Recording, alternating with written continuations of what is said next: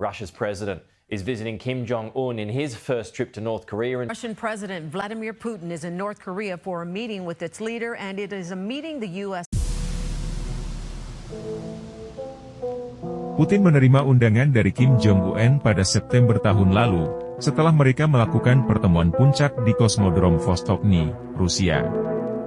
Jika pertemuan pemimpin Korea Utara Rusia tahun lalu itu sebagai upaya meletakkan dasar hubungan antar kedua negara, beberapa analis menilai, kunjungan kali ini akan menjadi langkah penting untuk menunjukkan kemajuan signifikan yang telah dicapai. Dalam pertemuan di Korut ini, perhatian global tertuju pada kemungkinan peningkatan hubungan kerja sama militer Rusia-Korut, seperti pertukaran senjata dan program nuklir. Pertemuan ini juga disebut dapat menjadi peluang memperkuat kerjasama di berbagai bidang, termasuk ekonomi, masyarakat, budaya, pertanian, dan pariwisata. Namun, Kim Dong-yap, profesor dari Universitas Studi Korea Utara, di Korsel, mengatakan pertemuan ini kemungkinan lebih seperti sebuah acara, daripada forum diskusi mendalam yang menyepakati hasil nyata.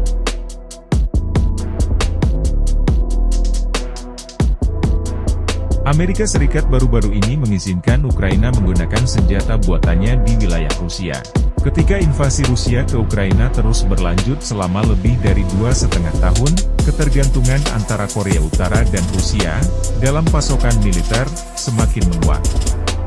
Nam Sung-wook, profesor Departemen Unifikasi dan Diplomasi Universitas Korea, mengatakan bahwa agenda inti kunjungan Putin ke Korut adalah tentang berapa banyak lagi senjata buatan Korea Utara yang akan diberikan kepada Rusia di masa depan.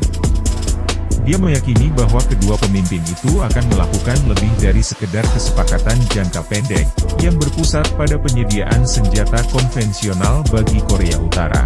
Putin dan Kim Jong-un, menurutnya, diperkirakan akan menyepakati kerja sama militer yang sangat erat, seperti pengembangan sistem senjata bersama. Korut juga diperkirakan akan menginginkan sesuatu yang lebih dari sekadar makanan dan bahan bakar sebagai imbalan atas penyediaan senjata ke Rusia. Profesor Nam memperkirakan bahwa Korea Utara, yang gagal meluncurkan satelit pengintaian militer Mei lalu, akan meminta bantuan teknis dari Rusia tentang teknologi ruang angkasa pada pertemuan ini. Korea Utara akan membutuhkan bantuan dari Rusia, negara yang maju dalam teknologi luar angkasa, agar dapat meluncurkan lebih banyak satelit. Korea Utara juga diperkirakan akan meminta dukungan teknologi Rusia untuk meningkatkan resolusi satelit pengintainya dan mengembangkan kapal selam nuklir. Profesor Nam menilai diskusi apapun tentang senjata nuklir kemungkinan tidak akan dipublikasi. Saat ini, Presiden Putin bereaksi sensitif terhadap masuknya senjata Barat ke Ukraina dan mengancam daratan Rusia, bahkan mengisyaratkan kemungkinan penggunaan senjata nuklir. Namun, kerjasama senjata nuklir di semenanjung Korea dan Asia Timur Laut akan memicu reaksi keras dari negara-negara tetangga dan negara lain seperti Amerika Serikat dan China, kata Nam. Oleh karena itu, topik-topik terkait nuklir ini diperkirakan tidak akan terungkap ke publik saat pertemuan ini berlangsung.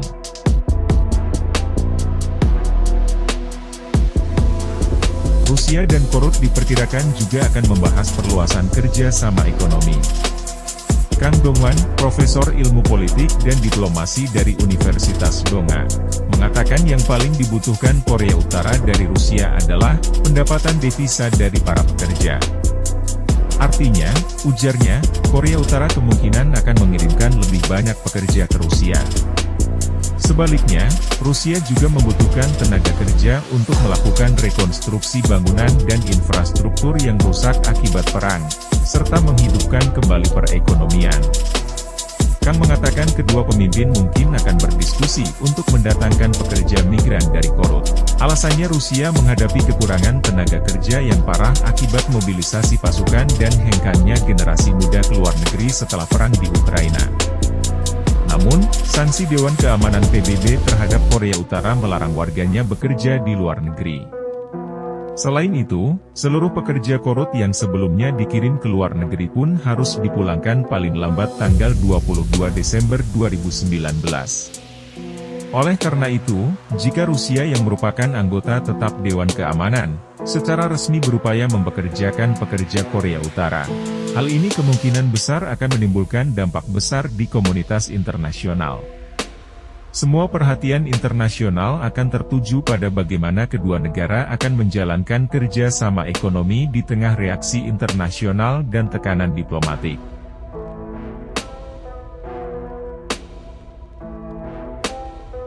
Rusia telah melanjutkan tur grup pariwisata ke Korea Utara sejak Februari lalu, yang sebelumnya sempat ditangguhkan akibat pandemi COVID-19.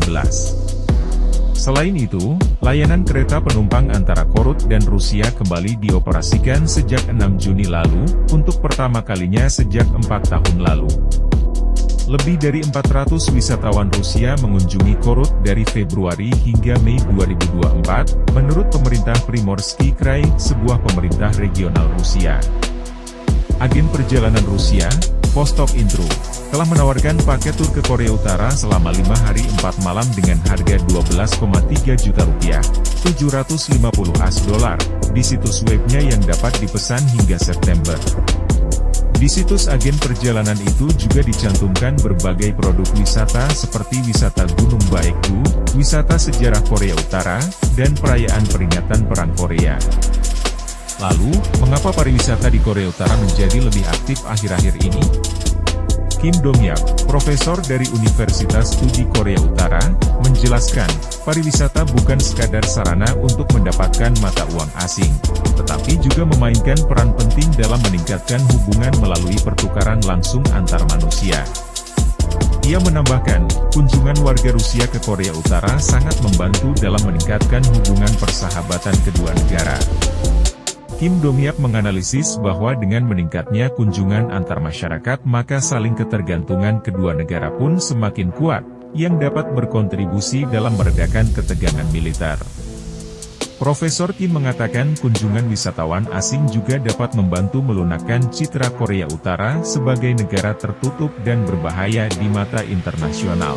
Oleh karena itu, pariwisata Korea Utara dinilai sebagai sarana penting pertukaran sosial dan budaya serta peningkatan citra internasional, di luar aspek ekonomi. Namun, baru-baru ini tur kelompok wisata ke Korea Utara dibatalkan karena beberapa turis khawatir dengan meningkatnya ketegangan di semenanjung Korea. Agen perjalanan Rusia, Vostok Intro, baru-baru ini juga melaporkan bahwa tur grup 4 hari yang dijadwalkan pada 31 Mei dibatalkan karena kurangnya pelamar, terbatasnya infrastruktur pariwisata dan pembatasan pergerakan orang asing di Korea Utara mempersulit negara ini untuk mengembangkan industri pariwisata. Profesor Kang Dong-wan memperkirakan pertemuan Korea Utara Rusia ini bisa menjadi kesempatan untuk membahas kerja sama pariwisata.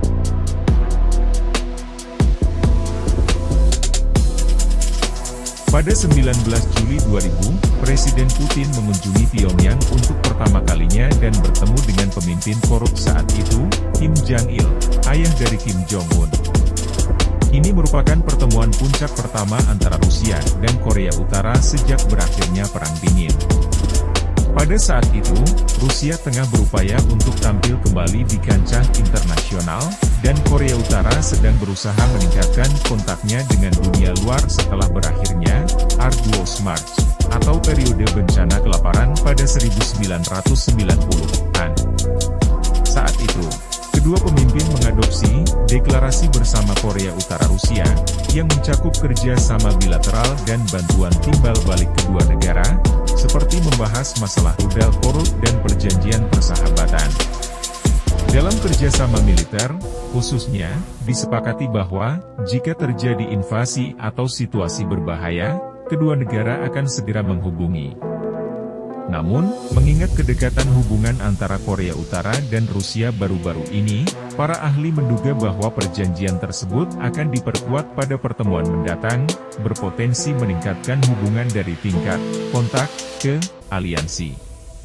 Di masa lalu, kunjungan Putin ke Korea Utara terjadi saat provokasi militer Korea Utara masih terbatas. Namun sekarang, hubungan militer antara Korea Utara dan Rusia semakin menguat setelah perang di Ukraina, kata Nam. Dan, tambah Nam, Pertemuan ini akan menghasilkan kerjasama yang jauh lebih erat, hampir berupa aliansi, dibandingkan masa lalu. Bagi Nam, perbedaan utama lain sejak kunjungan terakhir Putin adalah Korut kini memiliki senjata nuklir. Profesor Kim melanjutkan, dalam situasi di mana tatanan internasional sedang dibentuk kembali seiring dengan melemahnya sistem unipolar yang berpusat pada AS, Rusia dan Korea Utara diperkirakan akan mencari cara-cara baru untuk bekerja sama demi kepentingan nasional masing-masing.